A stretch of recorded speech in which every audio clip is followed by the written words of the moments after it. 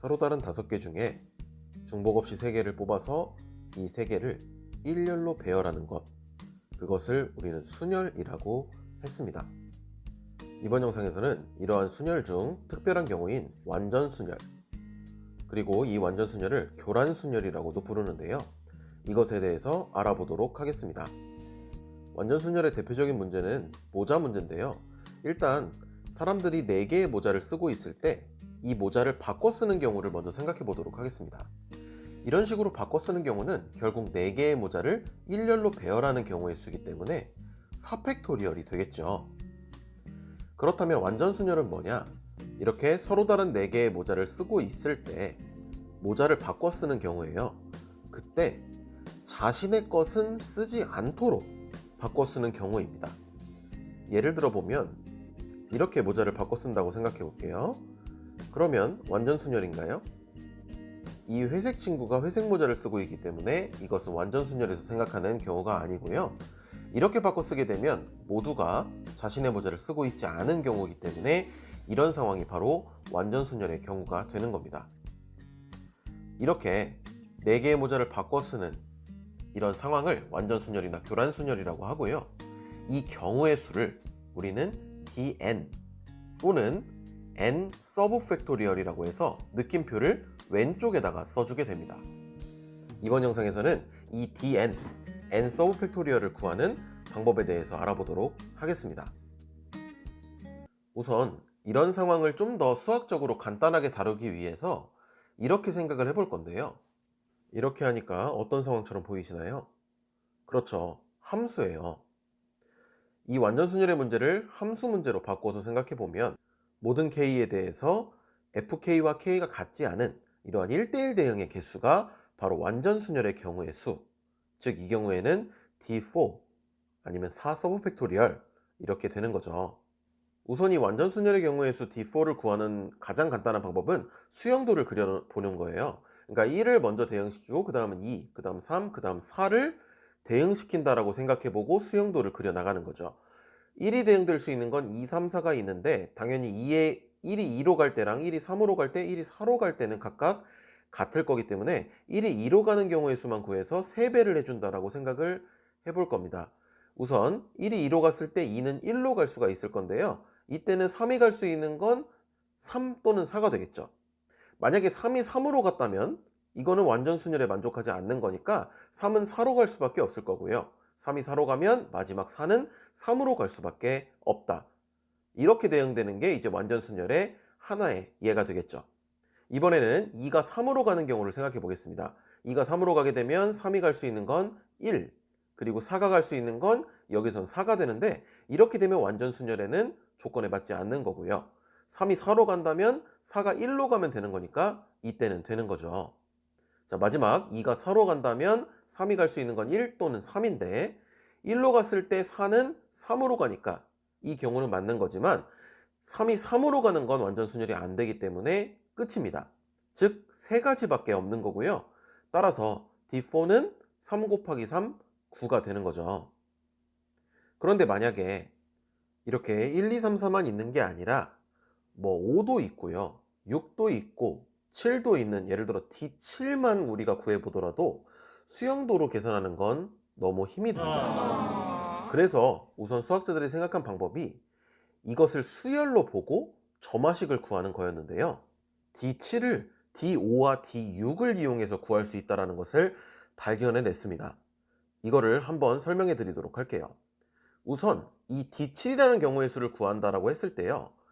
1을 먼저 대응을 시켜 보겠습니다. 1이 갈 수 있는 건 1만 아니면 되는 거니까 6가지의 경우가 있겠죠. 그래서 1을 먼저 어떤 값으로 대응을 시킨 다음에 나머지 값들을 대응시키는 경우를 구해서 이 2개를 곱하는 식으로 계산을 해볼 겁니다. 그러면 1번은 지금 6가지인 거를 밝혀냈으니까 2번의 경우의 수만 구하면 되는 거겠죠. 즉 나머지 함수 값들을 결정하는 경우의 수만 우리가 구해주면 된다라는 거고요. 1을 K로 보낸다고 했으니까 전 편의상 1을 2로 보낸다고 가정하고 한번 상황에 대한 경우의 수를 구해보도록 하겠습니다. 이 상황에서 어떻게 할 수 있냐면요. 2가 1로 갈 때, 그러니까 1이 2로 가고 만약에 2가 1로 가는 경우 랑 1이 2로 가는데, 지금 1이 2로 간다고 가정을 했으니까 1이 2로 가는데 2가 1로 가지 않는 경우는 상황이 조금 다릅니다. 먼저 첫 번째 케이스부터 한번 경우의 수를 구해볼까요? 1이 2로 가고 2가 1로 간다고 했으면요, 3, 4, 5, 6, 7끼리 완전수녀를 구해주면 됩니다. 이게 지금 5개니까 그냥 D5가 경우의 수가 돼버리는 거예요. 근데 만약에 두 번째 케이스 1이 2로 가는데 2가 1로 가지 않는 경우는 조금 복잡하다라고 할 수가 있습니다. 이때는 위에 것처럼 D5라고는 구할 수가 없는데요. 지금 잘 보시면, 그러니까 2가 1로 가지 않는다라는 건데 요게 소름이에요. 자 보세요. 1이 2로 가고 2가 1로 가지 않습니다. 근데 완전수녀는 뭐였냐면 3은 3으로 못 가고 4는 4로 못 가는 거였잖아요. 이 상황을 보시면 여기서 1이 1을 2와 동일시해서 생각할 수가 있다는 거예요. 그러니까 완전수녀의 규칙을 그대로 따르고 있죠. 따라서 이 상황은 이 6개를 가지고 완전수녀의 경우의 수를 구하는 상황이기 때문에 그냥 D6가 답이 되는 겁니다. 매우 놀라운 아이디어죠. 자, 따라서 이번 케이스에 대한 경우의 수는 결국 D5와 D6를 더한 거기 때문에 일반적으로 이 규칙이 따른다면 DN은요, D7에서는 6을 곱했던 것처럼 n-1을 곱한 다음에 전에 있는 두 개의 항을 더해주는 겁니다. 그럼 dn-2랑 dn-1을 더해주면 되는 거겠죠. 이 점화식을 가지고 dn의 값들을 빠르게 계산해낼 수가 있습니다. 우선 D1을 먼저 구해야 돼요. D1은요, 1이 1로 갈 수 없으니까 그냥 경우의 수가 없는 거고요. D2는 두 개를 가지고 완전수녀를 만들어내는 거니까요, 이렇게 대응시킬 수밖에 없겠죠. 그래서 한 가지, D3는 이제 이 점화식을 이용해서 구할 수가 있습니다. 자, 점화식 규칙에 따르면 우선 n-1, 즉 하나 부족한 걸 곱하는 거니까 2에다가 전에 있는 두 항을 더해주는 거예요. 그러면 2가 될 거고요. 자, 아까 전에 제가 수영도로 일일이 구했던 D4를 한번 계산해 보면 3에다가 전에 있는 두 개를 더해주는 겁니다. 이렇게 따라서 9가지라는 걸 바로 구해냈어요. D5도 한번 구해볼게요. 4에다가 전에 있는 두 개의 양을 더한다. 그러면 2 더하기 9가 되는 거니까 44 이렇게 될 거고요. D6는 5에다가 또 전에 있는 두 개를 더해서 곱해준다. 그러면 9 더하기 44니까 계산하면 265 이렇게 되겠죠. 계속 할 수 있겠죠. 그러니까 이거를 직접 수행도로 그린다면 굉장히 어렵겠지만 이 점화식만 가지고도 굉장히 값을 빠르고 간단하게 찾아낼 수 있다는 건데요. 이 점화식의 하나의 또 의미가 뭐냐면 D0, 그러니까 0 서브 팩토리얼의 값을 정의하는 어떤 근거가 됩니다. 0 서브 팩토리얼이라는 걸 생각하는 건 너무 이상하잖아요. 근데 0 팩토리얼을 정의했을 때와 마찬가지로 이러한 공식이 성립하게끔 정의를 해줍니다. 자, D2에다가 이 공식을 적용해보면 이렇게 되죠. D2는 1이었고요. D0은 아직 모르는 값이고 아직 정의하지 않은 값이라고 가정하면 D1 0이니까 D0가 1일 수밖에 없습니다. 그러니까 이 점화식이 성립하기 위해서는, 계속해서 성립하기 위해서는 D0를 1이라고 정의할 수밖에 없었다라는 거죠. 이런 원리를 참고로 형식부력의 원리라고 해요.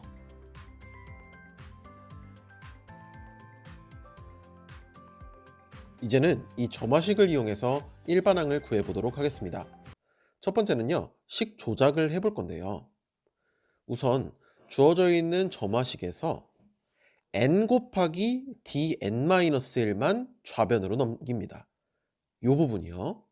그래서 이 부분만 좌변으로 넘기게 되면 우변에 남는 건 일단 마이너스 dn-1이랑 그대로 n-1 곱하기 dn-2가 남겠죠. 요게 이제 진짜 멋진 아이디어인데요. 일단 좌변에 있는 것을 새로운 수열로 둡니다. 이거를 en이라고 둬요. 그러면 좌변은 2n인데요.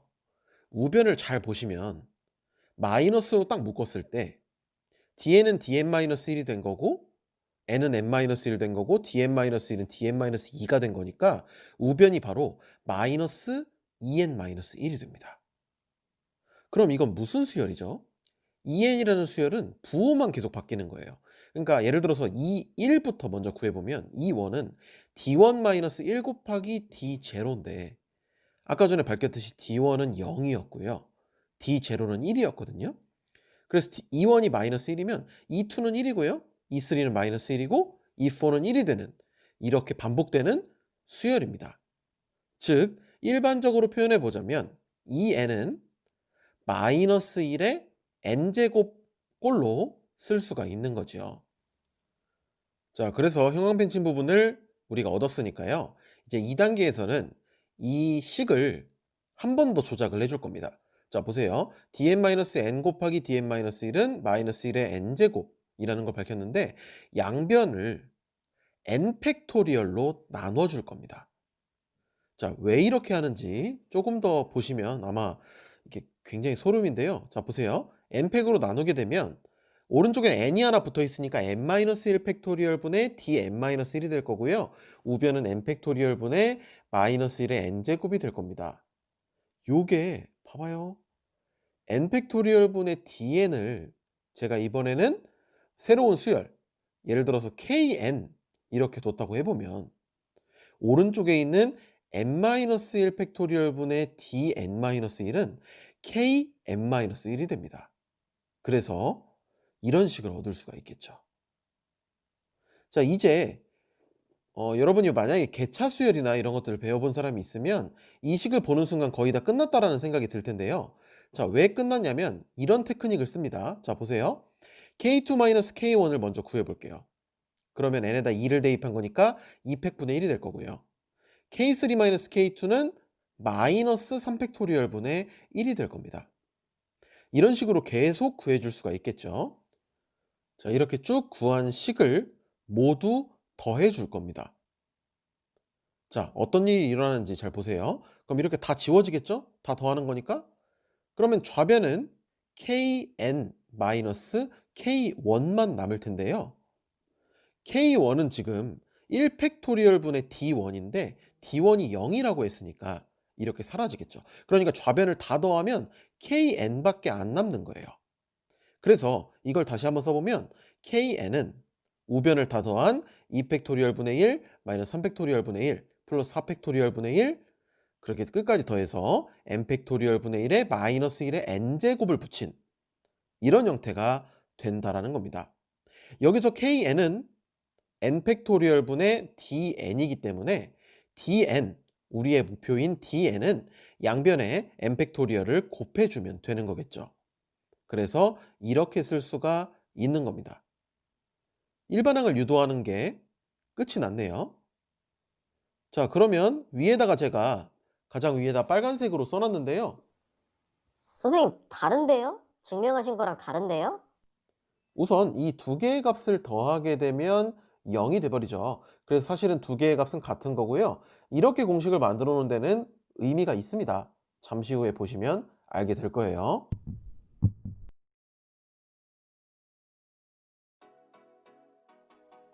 포함 배제의 원리를 이용해서도 완전순열의 일반항 공식을 유도할 수 있는데요. 포함 배제의 원리는 여러분이 고등학교 1학년 때 배웠던 그 공식을 일반화한 것을 말합니다. 이거 추억 돋죠? 자, 3개짜리도 여러분 기억하실 겁니다. 규칙이 있었죠. 1개짜리를 다 더하고 2개끼리 교집합한 걸 다 빼고 3개끼리 교집합한 걸 더하는 식의 규칙을 따랐었는데요. 이게 4개든 5개든 6개든 똑같은 방식으로 계산할 수 있다는 게 알려져 있고 증명이 되어 있습니다. 그러니까 4개짜리 합집합 원소의 개수는요, 1개짜리를 우선 다 더하겠죠. 그 다음에 2개씩 교집합한 거를 다 빼줍니다. 그 다음에 3개씩 교집합한 거를 모두 더해주고요. 마지막으로 4개 교집합한 걸 빼주면 공식이 완성이 되는 거예요. 자, 2개씩 교집합한 거는 총 6개입니다. 왜 그러냐면 4개 중 2개를 택하는 경우의 수기 때문이고요. 3개씩 교집합한 건 4개 중 3개를 택하는 경우의 수, 즉 4C3이기 때문에 4개라는 것을 알아낼 수가 있어요. 어쨌든 이런 식으로 공식이 만들어지는 걸 포함 배제의 원리라고 하는데, 왜 이걸 사용한다라는 거냐면 완전순열의 경우의 수를 제가 여사건을 이용해서 한번 찾아보도록 하겠습니다. 자, 완전순열은 이런 상황인 거니까 여사건은 F1이 1 또는 F2가 2 또는 F3이 3 또는 F4가 4가 된다가 바로 여사건이 되겠죠. 이 순간 이 각각의 사건의 경우의 수를 모아놓은 집합을 제가 A1, A2, A3, A4라고 했을 때 합집합 상황이라는 것을 알 수 있습니다. 여기서 이 여사건의 경우의 수를 구할 때 포함배제의 원리를 쓰자는 거죠.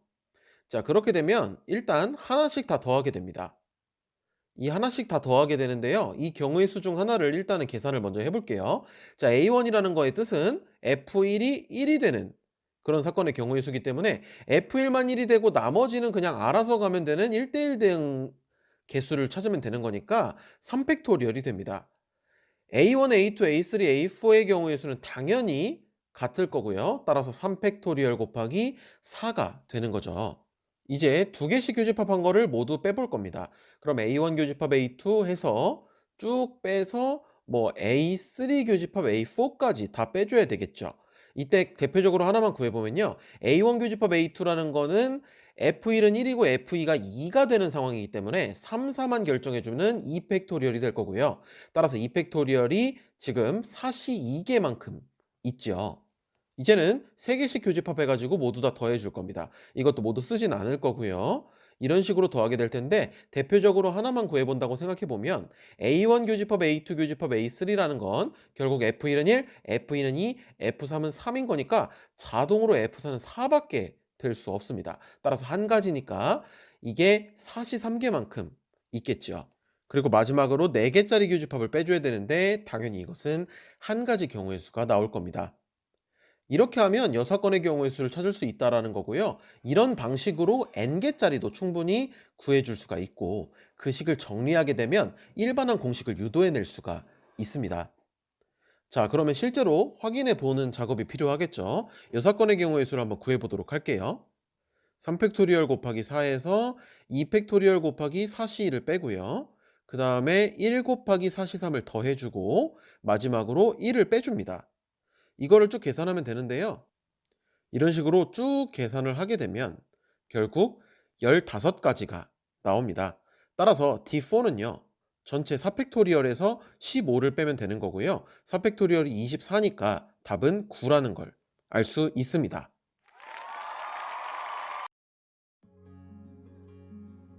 자, DNA 일반항에서 사실 이 형광펜치 부분은 수학 공부를 좀 많이 하신 분이라면 굉장히 소름이에요. 그러니까 되게 익숙한 식이거든요. 자, 왜 그런지 제가 간단하게만 설명을 해드리도록 할게요. 이 내용을 이용해서 뭐 미적분이나 확률과 통계, 주제탐구 발표에 써도 굉장히 의미가 있을 것 같은데요. 자, 이거는 이 지수함수의 테일러 급수라는 것과 관련이 있습니다. 2의 x제곱이라는 지수함수는요. 이런 식으로 쓸 수 있다는 게 알려져 있고 이러한 급수를 테일러 급수라고 합니다. 이 시그마를 쭉 전개해 보자면 이런 거예요. 이런 무한 다항함수로 쓸 수 있다는 게 알려져 있어요. 규칙은 상당히 쉽죠. 자, 제가 지금 이 얘기를 왜 갑자기 했냐면 x에 마이너스 1을 대입하는 순간 바로 설렙니다. 자, 좌변은 2의 마이너스 1제곱이 될 거고요. 우변은 x자리에다 마이너스 1을 대입하는 거니까 이런 식으로 부호가 플러스 마이너스로 왔다 갔다 바뀌게 되죠. 요 우변이 뭐죠? 그렇죠. dn 일반항의 우변에 있는 식입니다. 그래서 n팩토리얼로 나눠주게 되면 이런 식으로 쓸 수가 있고요. 이 좌변 n팩토리얼 분의 dn이라는 걸 제가 pn이라고 했을 때 n을 무한대로 보내면 그러니까 n을 무한대로 보냈을 때 pn은 실제로 2의 마이너스 1제곱이 됩니다. 즉 2분의 1이 된다는 것을 증명할 수가 있는 거예요. 선생님 너무 인위적인 거 아닌가요? PN이 의미가 없어 보이는데 이거를 구해서 2분의 1로 수렴한다라는 게 어떤 의미를 갖는 건가요? 자, 여기서 pn, 즉 n팩토리얼 분의 dn은요. n팩토리얼은 n개를 일렬로 배열하는 순열의 수죠. 이 n개를 일렬로 배열하는 모든 경우의 수 분의 dn은 완전 순열의 개수잖아요. 그러니까 n개를 아무렇게나 일렬로 배열하는 순열들 중 완전 순열의 비율은 수렴한다. 어디로? 2분의 1, 대략 2.711 1로 수렴한다 라는 의미가 있죠. 이번 영상도 시청해주셔서 감사합니다. 유용하게 보셨다면 구독, 좋아요 부탁드려요. 감사합니다.